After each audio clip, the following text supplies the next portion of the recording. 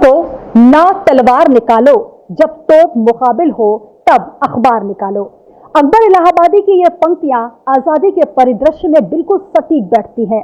हमने किस तरीके से अपने प्राणों को न्यौछावर करके आजादी पाई और किस आजाद हिंदुस्तान में हम सांसें ले पा रहे हैं। नमस्कार, मैं हूं आपके साथ सुनीता पटेल। आजादी के अमृत महोत्सव में इस खास कार्यक्रम में आप सभी का स्वागत है।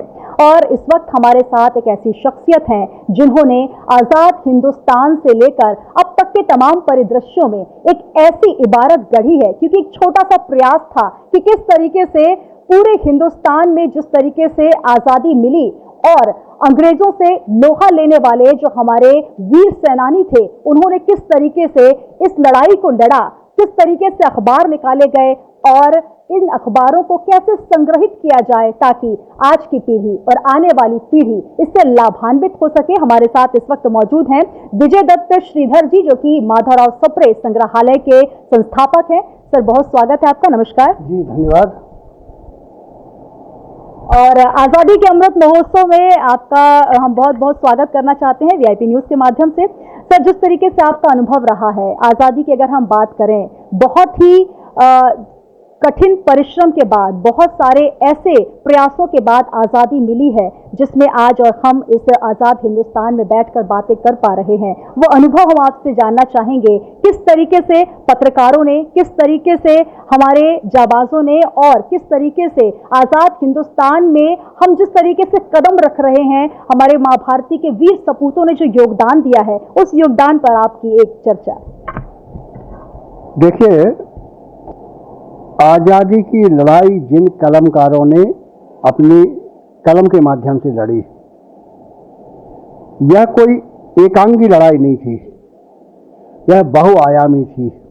हम उस सौभाग्य से वंचित हैं कि उसे अपनी आंखों से देखते, लेकिन उसके जितने दस्तावेज, उसके उस समय के प्रकाशन, उस समय के समाचार पत्र पत्रिकाएं मौजूद हैं, उनके माध्यम से हमें उसका बखूबी एहसास हो जाता है।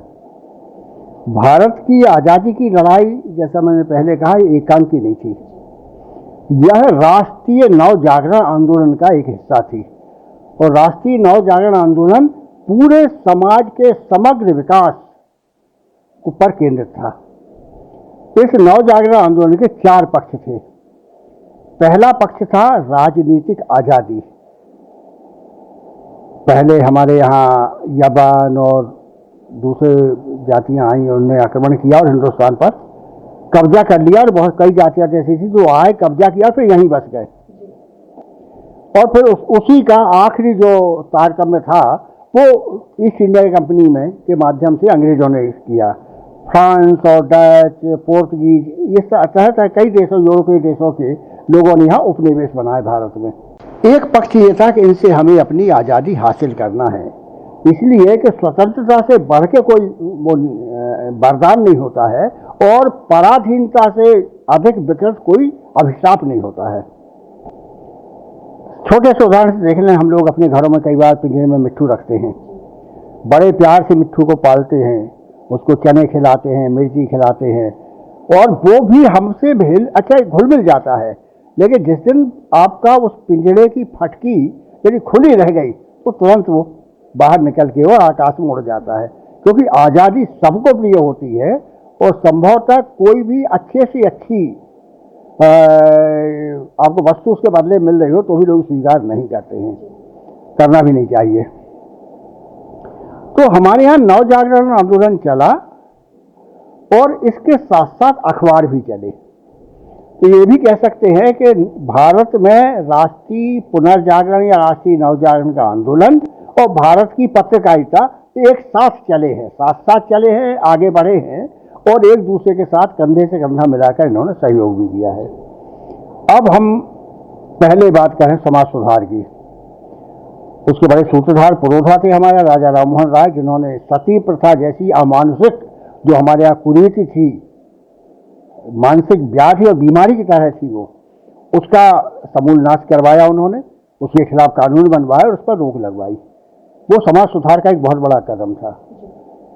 ईश्वर चंद्र विद्यासागर एक बड़े समाज सुधारक थे। उन्होंने एक काम तो ये किया कि बच्चियों के लिए स्कूलों के दरवाजे खोले। उस समय तक बच्चियों को पढ़ाना लोग जरूरी नहीं समझते थे, बल्कि इसके खिलाफ थे। और दूसरा उन्होंने महत्वपूर्ण काम किया कि हमारे बाल विवाह होते थे। छोटी छोटी बच्चियां जिन्हें कुछ भी नहीं समझता है, उनकी शादियां हो जाती थी, तरह तरह की बीमारियां फैलती थी, जिसके साथ हुए मर गया, उस बच्ची को पता ही नहीं उसका विवाह हुआ था, विवाह क्या होता यही पता नहीं था। तो उन्होंने कहा ऐसी बच्चियों के जिनके बाल विवाह हुए हैं, ऐसी बच्चियों का फिर पुनर्विवाह होना चाहिए।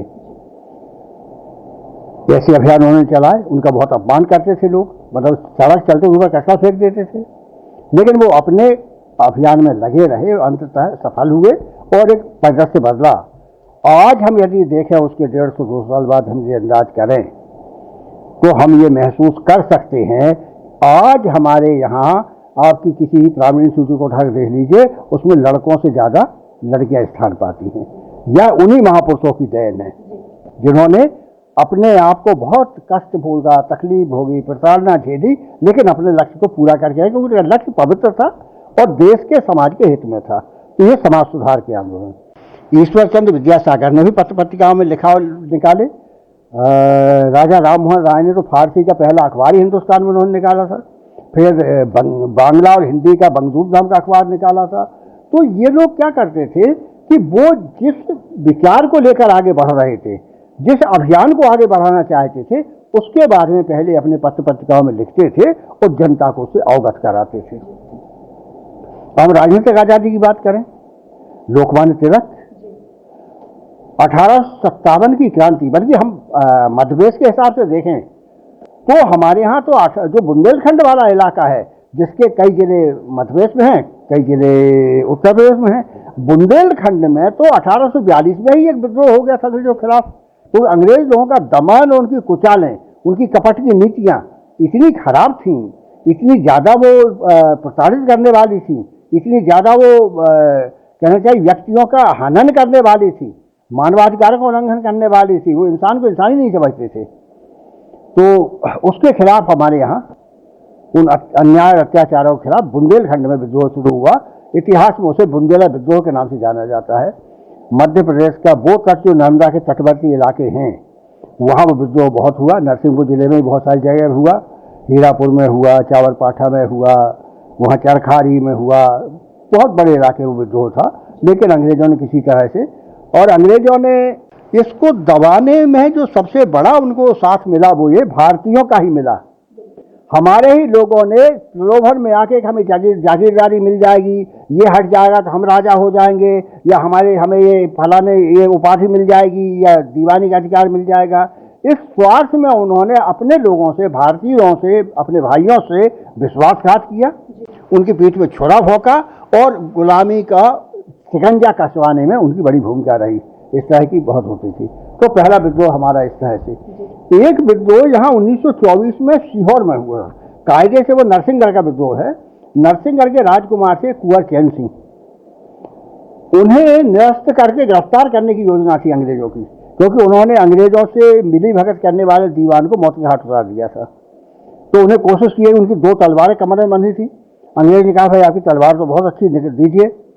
उन्हें दे दी एक, उन्हें कहा नहीं ये दूसरी भी दीजिए। वो समझ गए, तो उन्हें कहा नहीं, राजपूत के कमर से तलवार बाहर नहीं जाती, इसकी तलवार उसके जीवन का, उसके शरीर का, उसके अस्तित्व का अपरिहार्य हिस्सा है। नहीं दी, उसे पकड़ने की कोशिश की, उसे खूब युद्ध किया। और हमारे सीहोर में, आज भी सीहोर से थोड़ा बाहर निकले अपन तो थोड़े से बाहर, तो चैन सिंह की छतरी वहाँ आज बनी हुई है, जहाँ उसका चैन सिंह का बलिदान हुआ था। ये 1924 की घटना है। एक और 1842 हो गया, और 1857 देखिए।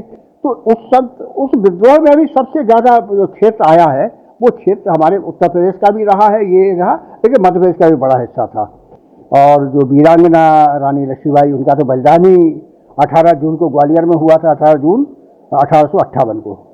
उसमें जो एक बड़ी भूमिका जिन्होंने निभाई थी, एक तरह सेनापति की भूमिका निभाई थी, वो थे तात्या टोपे। तात्या टोपे वो जो छापा मार या गुरिल्ला युद्ध होता है, जो विशेषता थी शिवाजी में, छत्रपति शिवाजी के युद्ध के कौशल था, जो कि कम संख्या में हमारे पास सैनिक है, कम संख्या में हमारे पास हथियार हैं, लेकिन वो छापा मार युद्ध ऐसा होता था कि वो बड़ी से बड़ी फौज पर भी काबू पा लेते थे, उसको हरा देते थे। इस युद्ध के माहिर थे तात्या टोपे, और उनको तो बाद में उनको भी पहाड़ों के जंगल में एक रियासत की हमें मिल जाएगी वापस, इसके लोभ में उन्हें गिरफ्तार करवाया गया, उनको फांसी हुई। ये स्मारक भी हमारे यहाँ है। अब आप चले इसके बाद जो 1857 का विद्रोह, चूंकि इसमें विद्रोह तो सारे देश में फैला था और वो पहला स्वतंत्रता संग्राम भी है, लेकिन उसका सांगठनिक जो ढांचा था, इसमें वीरता बहुत थी, जोश बहुत था, एक मन में एक तलब थी कि हमें अंग्रेजों से मुक्ति पाना है और अंग्रेजों को निकाल बाहर करना है। अखबारों के लिहाज से एक बहुत बढ़िया बात हुई उस समय। एक अखबार जिसे हिंदी का पहला दैनिक अखबार मानते, यदि वो हिंदी और बांग्ला का मिला जुला था, समाचार सुधा वर्षण, ये 1854 में बंगाल से निकला। श्याम सुंदर सेन जी उसके संपादक हुआ करते थे। तो जब ये विद्रोह हुआ और लोगों ने जाके बहादुर शाह जफर, जो हमारे आखिरी बादशाह माने जाते हैं भारत के, मुगल साम्राज्य के, लेकिन बादशाहत तो बची नहीं थी, वो लाल किले के भीतर ही थी, बाहर तो सब अंग्रेजों के चक्कर में राज्य में चला गया था हाथ में। तो उन्होंने एक फरमान जारी किया, हिंदू और मुसलमानों से अपील की कि ये अंग्रेज जो हमारा धर्म नष्ट कर रहे हैं, ये अंग्रेज जो हमको भाइयों भाई हिंदू और मुसलमानों लड़वा के अपना स्वार्थ सिद्ध कर रहे हैं, इन्हें इस देश से निकाल बाहर करो। ये फरमान निकाला उन्होंने। वो फरमान समाचार सुधा वर्षण नाम के अखबार में छपा और 2 अखबार फारसी के छपे। तो जब इन पर कलकत्ता के कोर्ट में इन पर मुकदमा चलाया गया, तो जो फारसी के अखबार वाले थे, दूरबीन और एक दूसरा अखबार था, तो इनके संपादकों ने माफ़ी मांग ली, तो बच गए वो। लेकिन श्याम सुंदर सेन ने कहा कि माफ़ी नहीं मांगेंगे, मुकदमा लड़ेंगे। मुकदमा चला, उन्होंने कहा वकील का मैं खुद ही अपनी पैरवी खुद ही करूँगा। उस पैरवी में श्याम सुंदर सेन जी ने एक सवाल पूछा उनसे। ईस्ट इंडिया कंपनी थी उस समय, ब्रिटेन के सम्राट ने अपना हिंदुस्तान को राज्य अपने हाथ में नहीं लिया था उस समय तक। तो उन्होंने कहा कि आप ये बताइए कि जो बंगाल प्रेसिडेंसी है, बंगाल प्रेसिडेंसी मतलब बंगाल, उड़ीसा, बिहार, आसाम, ये जो सारा इलाका था वो एक ही जगह था, बंगाल प्रेसिडेंसी, कि इसमें आप दीवानी किस अधिकार से वसूल कर रहे हो? तो ईस्ट इंडिया कंपनी के लोगों ने बड़ी पूरी जिम्मेदारी से, बड़े जोर से कहा कि हमें इस बात के लिए फरमान जारी करके बादशाह ने इजाज़त दी है। फिर कौन से बादशाह ने? कह हमारे दिल्ली के बादशाह ने कहा, फरमान जारी किया है कि आप दीवानी वसूल कर सकते हो हमारी तरफ से। तो कहने लगे जिस बादशाह के फरमान से आप दीवानी वसूल कर रहे हो और ये कानूनी सही है, तो उसी बादशाह का फरमान हमने छापा, तो हमने जो किया वो सही, क्यों बादशाह का फरमान है। तो बादशाह तो एक ही, आपको फरमान देने वाला, हमको फरमान देने वाला। सर, आजादी के संघर्ष के साथ जो पत्रकारिता है उसका भी एक उद्भव हुआ, एक विकास हुआ। बिल्कुल। और जिस तरीके से अगर हम बात करें, पत्रकारिता की शुरुआत जिस समय हुई थी, जो संघर्ष का काल था, उससे लेकर अब तक बहुत ज्यादा परिवर्तन हो गया है। किस तरीके से आप वो देखते हैं? उस संघर्ष का दौर था जब ये कहा जाता था कि अखबार निकाल कर, क्योंकि आपके पास तलवार नहीं है, आपके पास तीर कमान नहीं है, और उस समय आपको सिर्फ शब्दों के माध्यम से अपनी बात पहुंचानी है, वो जो जोश है, वो जुनून है, वो आपको जनता में फूंकना है। तो वो समय किस तरीके से पत्रकारिता का उद्भव हुआ, वो भी जानना चाहेंगे। नेपोलियन कहते थे, ये तो बड़ा भारी लड़ाका सेनापति था, वो ये कहता था कि एक अखबार 1000 बमों से ज्यादा खतरनाक होता है। भारतीयों ने आजादी की लड़ाई, नव जागरण आंदोलन के लिए इसीलिए समाचार पत्रों को माध्यम बनाया कि हमें पहले जनता को ये बताना पड़ेगा। अच्छा, पत्रकारिता होती क्या है? समाज को सूचित करना, समाज को शिक्षित करना और समाज को प्रेरित करना, यही काम है अखबार का। तो ये काम वो करते थे इस बहाने से। और जब ये हुआ तो 1857 का फेल हो गया। 1857 में एक घटना हुई,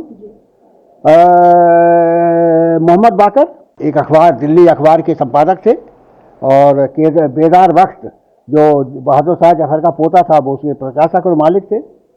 इसमें खबर छपती थी विद्रोह की, जो 1857 क्रांति की खबरें छपती थी।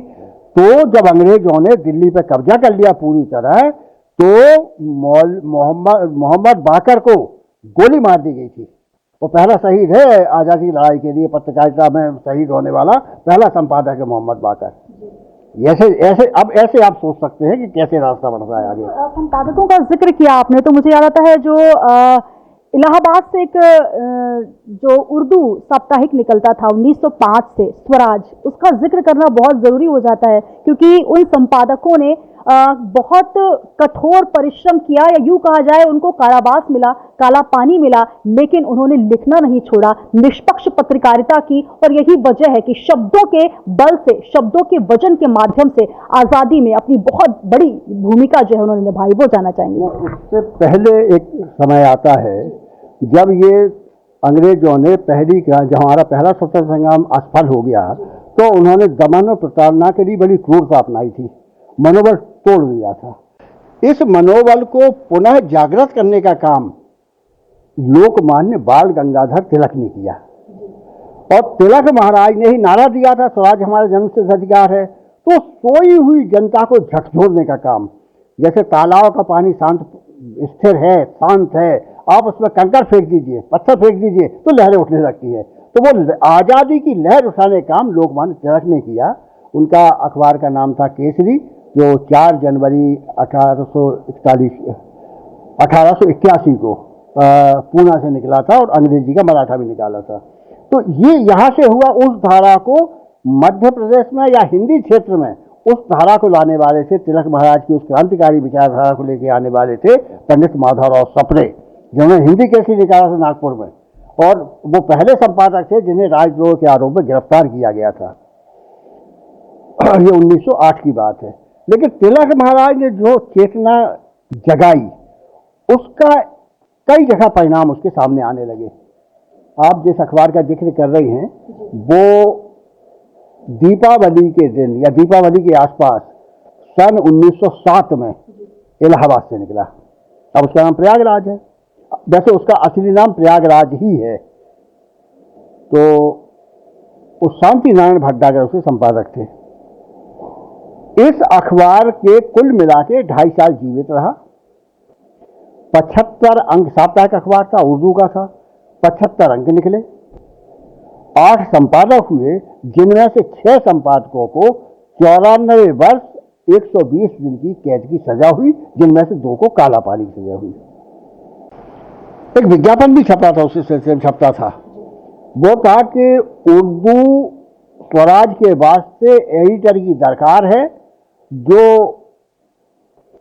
उर्दू और अंग्रेजी का अच्छा जानकार हो, जौ की 2 रोटी और 1 प्याला पानी में गुजर कर सके, आगे उसका जो भाग्य, और उसका एक पैर अखबार के दफ्तर में, 1 पैर जेल में रहे।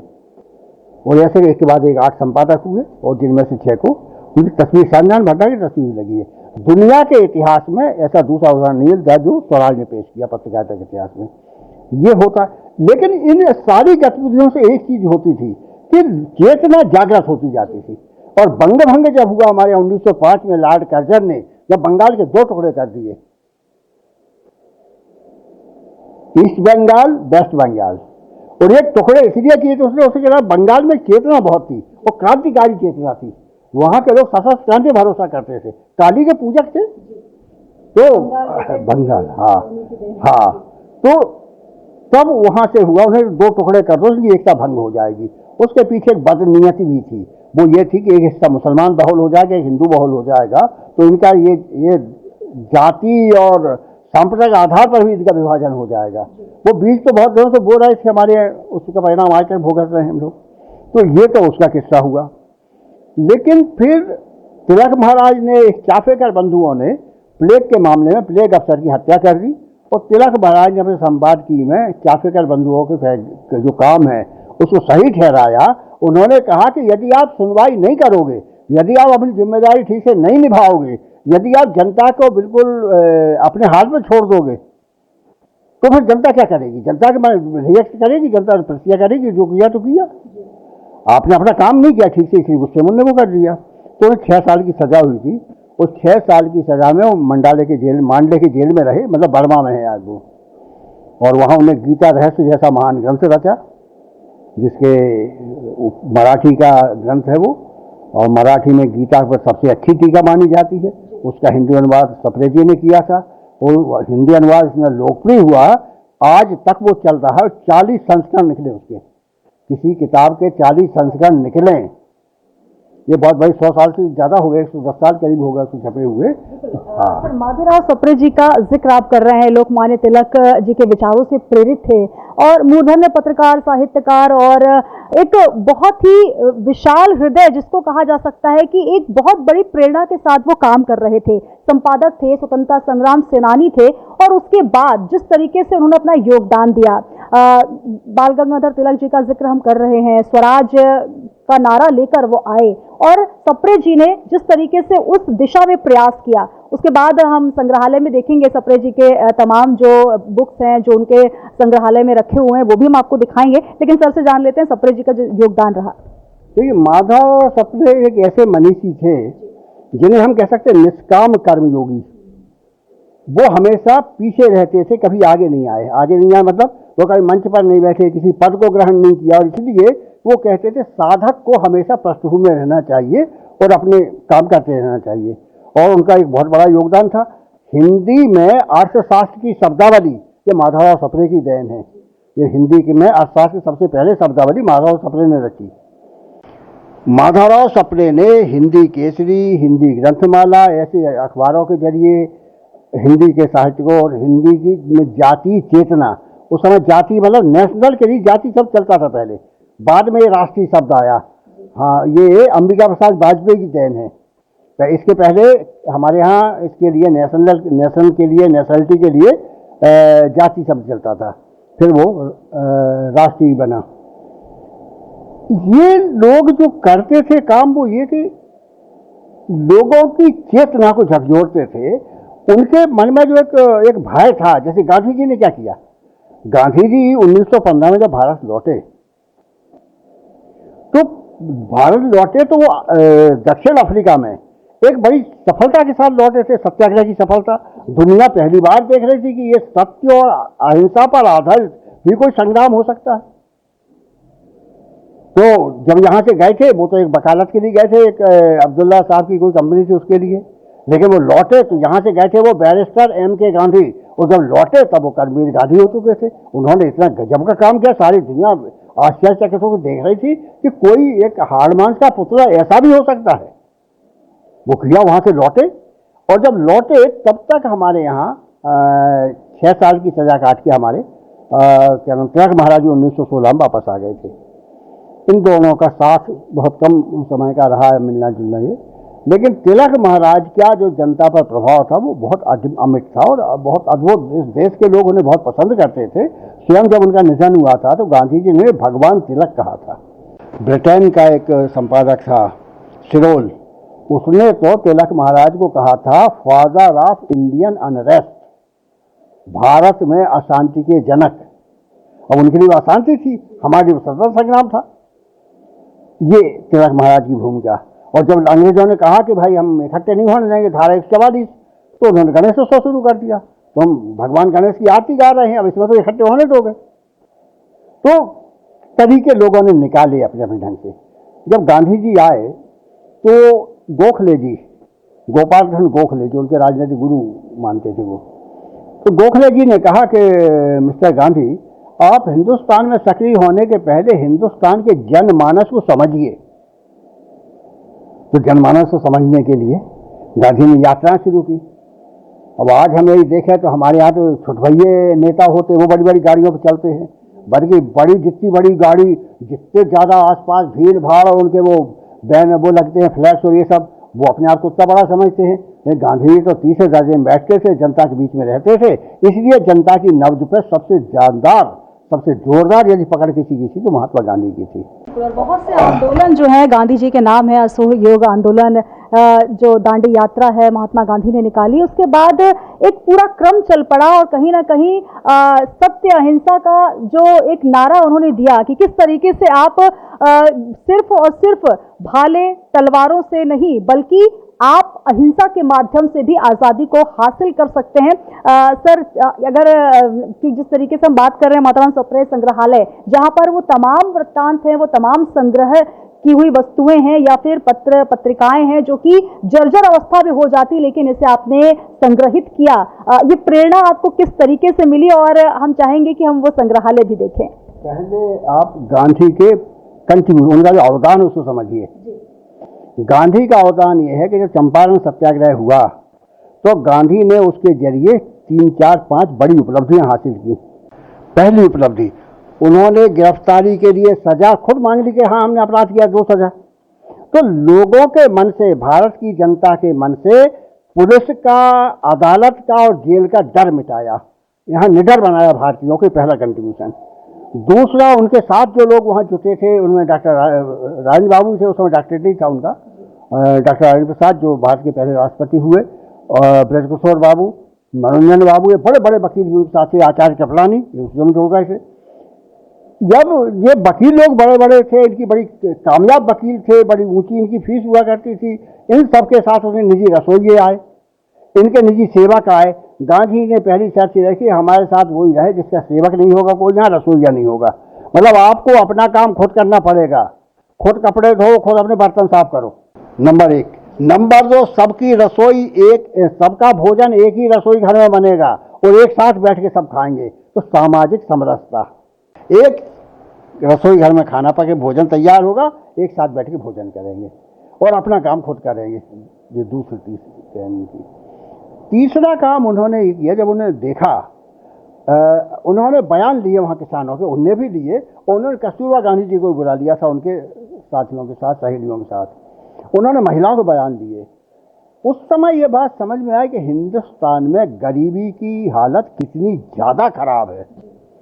एक घर में 3 महिलाएं हैं, लेकिन वो बयान जब लिखा रहे थे कि आपको कष्ट क्या है इसे, ये नील की खेती करवाने वालों से आपको तकलीफ क्या है, शोषण क्या है, अत्याचार क्या होते हैं, तो एक महिला ने आके बयान दिया।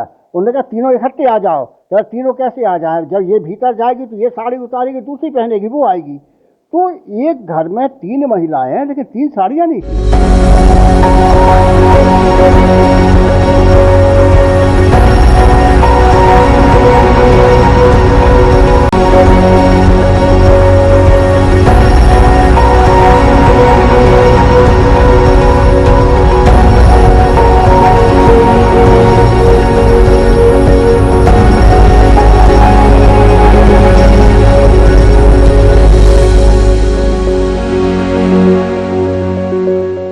तो गरीबी का अभिशाप इतना भयंकर है, ये एहसास हुआ तो गांधी ने खुद तोड़े अपने, वो काठियावाड़ी में बड़ी पगड़ी होती थी, उस पगड़ी में 2 धोती बन जाए पुरुषों के पहनने की, उन्हें छोड़ दी, नहीं कुछ नहीं, अंगार का वो सब छोड़ दिए।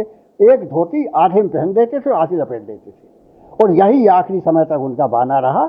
और हाथ में एक लाठी जो उनका सहारा थी, वो हिंसा का प्रतीक नहीं थी, वो चलने में, क्योंकि गांधी बहुत तेज चलते थे। तो गांधी ने हिंदुस्तान को निडर बनाने के लिए, हिंदुस्तान और किसानों का सवाल पहली बार राष्ट्रीय आंदोलन बना उस समय। तो इतने सारे मोर्चों पर एक साथ उन्होंने काम शुरू किया, जिसके आगे परिणाम बहुत सारे निकले हैं। अब ये गांधी जी के परिणाम का जो हम बात करेंगे, तो इसके साथ हमको बीच बीच में यही बात करना चाहिए कि यहाँ क्रांतिकारियों ने बहुत काम किया। सरदार भगत सिंह, चंद्रशेखर आज़ाद, अशफाक उल्लाह, राजगुरु, सहदेव, और रामप्रसाद बिस्मिल, लाहिड़ी, एक से एक बड़े क्रांतिकारी, बहुत सारे ऐसे जिनके नाम ही नहीं जानते अपन सब लोग एक बार में लेने के लिए। लेकिन और ये सारे लोग वो थे जिन्होंने बम बनाए, जिन्होंने पिस्तौल हथियार रखी, क्योंकि हिंदुस्तान को निहत्था कर दिया था अंग्रेजों ने। आप अपने घर में हथियार नहीं रख सकते थे, तो ऐसा देश को सामूहिक लड़ाई तो नहीं सकता, सेना तो बना नहीं सकते। और सेनाएं किन राजाओं के पास थी, वो सेना अंग्रेजों के गुलाम थी। तो ऐसे लोगों में इसके बाद भी इन क्रांतिकारियों ने अपने भारत के लिए जिस तरह के बलिदान दिए। अब भगत सिंह ने क्या किया, उन्होंने कहा कि हमने बम, इसलिए भगत सिंह वहाँ बम फेंक के असेंबली में जो बम फेंका उसके बाद भागे नहीं, वो अपनी जान बचाने के लिए खड़े हो गए, गिरफ्तारी दी, और ये कहा कि हमने ये बम इसलिए फेंका है कि हम इस गूंगी बहरी सरकार को जगा सकें, इसको झकझोर सकें, इसके लिए हमने ये बम फेंका। आज़ाद ने, हम आज़ाद थे, आज़ाद हैं और आज़ाद ही मरेंगे। इलाहाबाद में तो उन्होंने, उनके साथ एक गद्दारी हुई थी उनके साथ भी।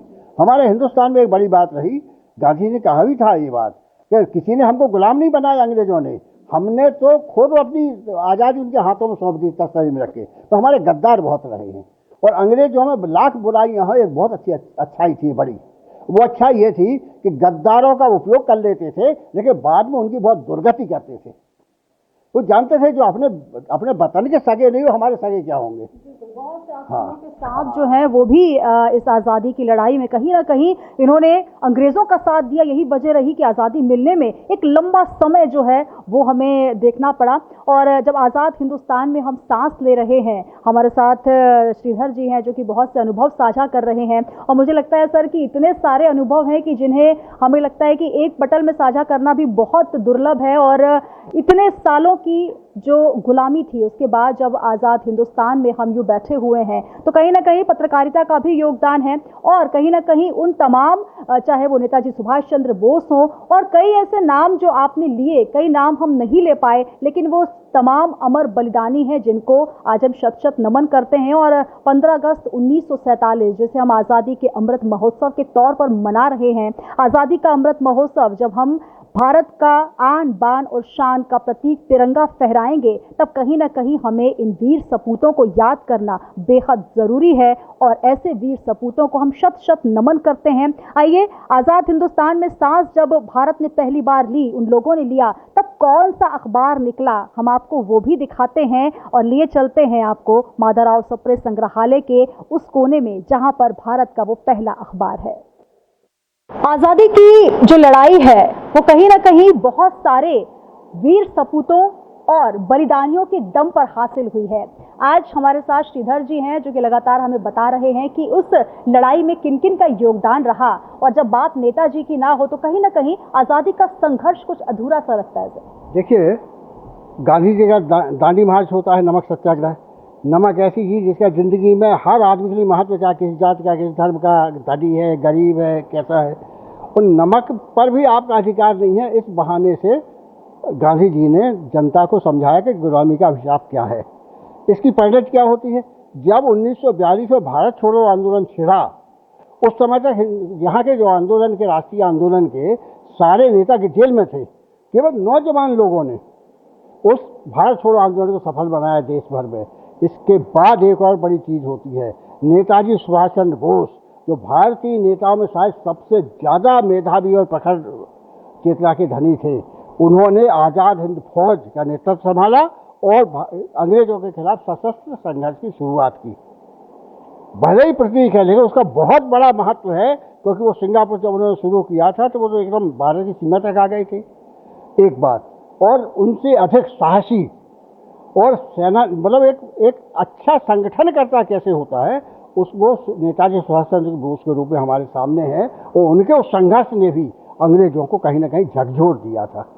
और एक और बड़ी बात, लोग भले ये मानते हैं, आज जो प्रचार करते हैं कि गांधी और सुभाष चंद्र बोस एक दूसरे के दुश्मन थे, ऐसा नहीं है।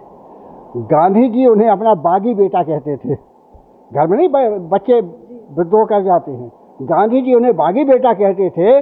और हम इतिहास गवाह है कि गांधी जी को हमारे राष्ट्रपिता पहली बार नेताजी सुभाष चंद्र बोस ने कहा था। आज़ादी की लड़ाई में नेताजी सुभाष चंद्र बोस का भी बहुत महत्वपूर्ण योगदान है। 1946 में एक और घटना होती है, हमारे यहाँ नौसैनिक विद्रोह होता है। और तब तक अंग्रेज लोग ये समझ चुके थे कि अब हमारा भारत में रहना मुश्किल है, हमको यहाँ से छोड़कर ही जाना है। और उसी का परिणाम निकला 15 अगस्त 1947 को भारत आज़ाद हुआ। आज जिसका हम 75 वर्ष पूरे होने पर अमृत महोत्सव मना रहे हैं।